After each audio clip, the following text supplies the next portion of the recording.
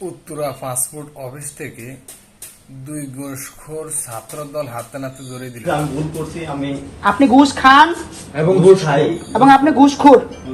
মাপ চান, জনগণের কাছে মাপ চান। আমি আপনাদের কাছে জনগণের কাছে মাপ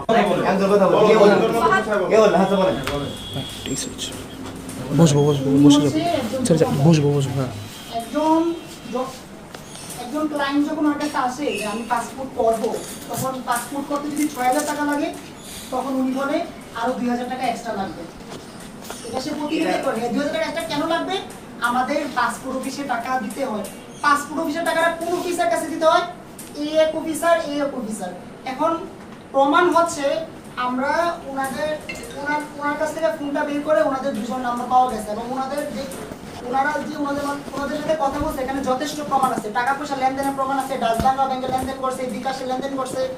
ওরা যতদিন এই অফিসে চাকরি করছে ততদিনেই এই এলাকার জনগণকে ওরা হয়রানি করছে। আমরা শুধু ওদের না, ওদের সাথে যারা জড়িত আছে সবার পদত্যাগ দেখে আমরা এখান থেকে সবাই যাবো, তাছাড়া আমরা এখান থেকে যাবো না, এটাই আমাদের দাবি। এতটুকুই।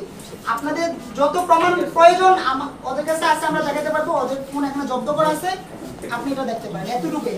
এর থেকে বেশি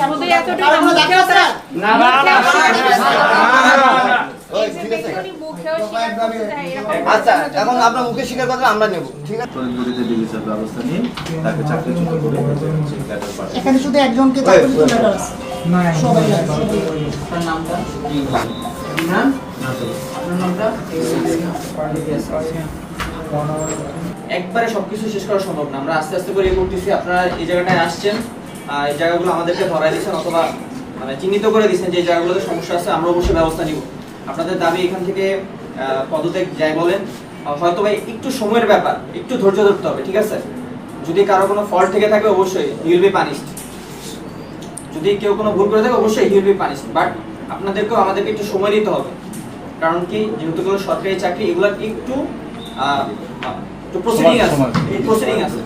এটা হচ্ছে এখন যার রিজন লেটারটা আসলো, এটা একটু আপনারা একটু কনফার্ম করে আমাদেরকে, হ্যাঁ আমি এটা একটু শেষ করি। যেহেতু উনি প্রধান, উনি না থাকলে প্রতিষ্ঠানের কার্যক্রম ব্যাঘাত ঘটবে। আমরা ওনার ব্যাপারে ছেড়ে দিচ্ছি আপনাদের কাছে, আপনারা এটা তদন্ত করে। আমি একটু বলি, এখন যাদের দুইজন আছে তাদেরকে ইমিডিয়েটলি মানে পদত্যাগের পত্র দিয়ে আমাদের সামনে দিয়ে নিয়ে গেলে আমরা একটু শান্তি পাবো, যে যারা মানে ওরা তো ছোট পজিশনের, ওদের কাছে তো আর ব্যাঘাত ঘটবে না। তাহলে ওদেরটা একটু আমাদের নিশ্চিত করবেন কিনা? শুধু মাহমুদ আর সালাউদ্দিন না, এই দুইজনেরটা এখন যেহেতু আমরা এত কষ্ট করছি, আরেকটা নিয়ে আসবো। একটা ডেট চেঞ্জ করার জন্য 3টা কাউন্টারে পাঠায়, এরপরে একজন দালাল এসে বলে কি 2,000 টাকা দেন, ডেটটা ঠিক করে দিব। একটা মানুষের কত টাকা লাগে বলেন জীবনযাপনের জন্য? এটা বাংলাদেশের হয়তো অনেক জায়গায় এই ধরনের সমস্যা আছে, সেটা এখন না, এটা ডেট চেঞ্জ করার জন্য একটা ডেট আস্তে আস্তে আমাদের সময় আমরা সব চেঞ্জ করে বলবো ইনশাআল্লাহ। আপনারা সহযোগিতায় আমরা সব করে বলবো ইনশাআল্লাহ। আমি স্বীকারোক্তি দিচ্ছি যে আমি ভুল করছি, আপনি ঘুষ খান এবং ঘুষ খাই এবং আপনি ঘুষখোর।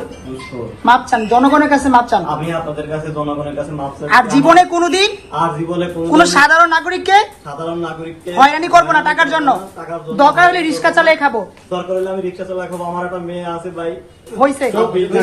আপনার সাথে